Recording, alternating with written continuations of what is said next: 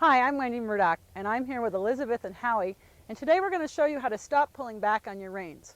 We all know that we're not supposed to pull back on our horse's mouth, but the fact is that there's only one alignment of our skeleton where we can actually stop from pulling back, and any other alignment is going to cause us to pull back on the reins before we do anything else. Now, I've seen people do this very eloquently, be in that position where they have to pull back and do it very gracefully, but the fact is they are still pulling back on the reins. So we're going to show Elizabeth how to stop doing that so that she can meet her horse's mouth and yet still have a forward direction to the bit so that she's not shortening Howie's neck. To do that, she's going to put both reins in her left hand. Great. And now flex the palm upward. Great. And I'm going to put one hand on your palm and one hand on your back.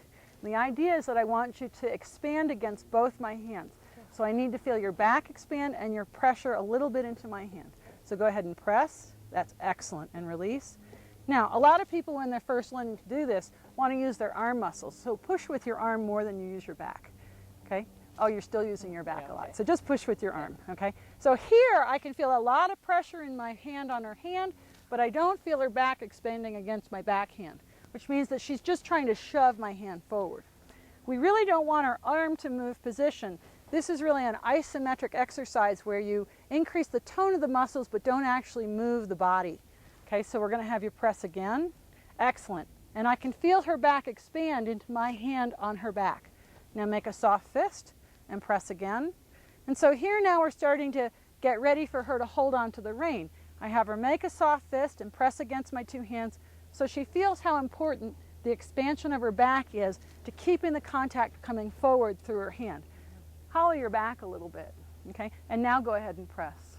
And I'll be able to push her arm back because her back's not solid, which means that when the horse goes to pull on her, she's going to pull the arm back because she's not in the place to be able to keep her hand pressed forward. That means she's pulling on her horse's mouth. Now round your back a little bit. Oh, a little more, slump a little more. Great. Okay, so a lot of people think, well, if I slump a little more and deepen my seat and drop my pelvis back and down, that's going to make me more secure and keep me from pulling on the horse's mouth. So go ahead and press again. And you can see that I'm still able, try harder, I'm still able to push her arm back. So that means that if the horse goes to lean, her reaction, whether she likes it or not, is going to be to pull the arm back. Okay? So we're looking for Elizabeth to be in that middle place with her back expanding into my backhand and pressing forward with her hand on my palm here. So go ahead. Excellent. And I'm not sure if you can see it, but when she presses, she sinks a little bit into the saddle, which deepens her seat. So now go ahead and take hold of your rein and press again. Okay, now that time, feel how you tightened in your shoulder? So when she took a hold of the rein, and this is something that you need to practice because this happens to most everyone, is that the first thing that she did was tighten in her shoulder. And we're really looking for that same feeling she gave me a moment ago.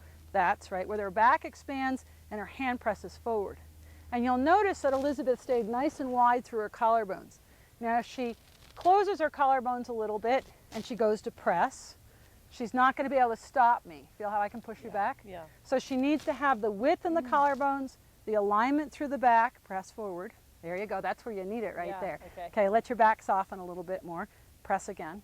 Great, so Howie went to move and Elizabeth's first reaction was to pull back a little bit. So this does take a little training on your part to re-educate your nervous system to make this idea of pressing forward override any desire to pull back. I'm going to pull on her reins and we'll see how this influences Elizabeth when the horse might pull on her. Okay, so you're going to find that nice solid place. Okay, and think of pressing forward as if my two hands are still there. Okay, and I'm going to pull on the reins. Feel how you let your elbows go a little bit? You feel your connection of your elbows and your back expands. Excellent. And so you're still having the feeling of pressing forward even while I'm pulling on you forward. Okay? Now, hollow your back a little bit, and what happens to your ability to press forward? Okay? And feel how you want to start pulling back. And if you pull back a little bit, then it's really easy for me. And you're working hard up there, but I'm still taking you. Okay? So find that feeling of expanding your back to your hand. So you press in two different directions at the same time, which allows your seat to deepen. Yep, just a little more connection through your back. Think that my both hands are still there. That's it, very good. And as you can see, it takes Elizabeth a moment to be able to get the feeling of this exercise. This is something you want to practice off the horse. You can practice this at home with a friend on the bench and have someone press on your hand and your back. And then when you're on your horse, it does take a little bit to override your old habit of pulling back on the reins, even though you don't need to do anymore. So experiment with this one, take your time and sort it out, and I'm sure that you'll figure it out and then stop pulling back on your horse's mouth. And we know that he'll appreciate it more than anyone.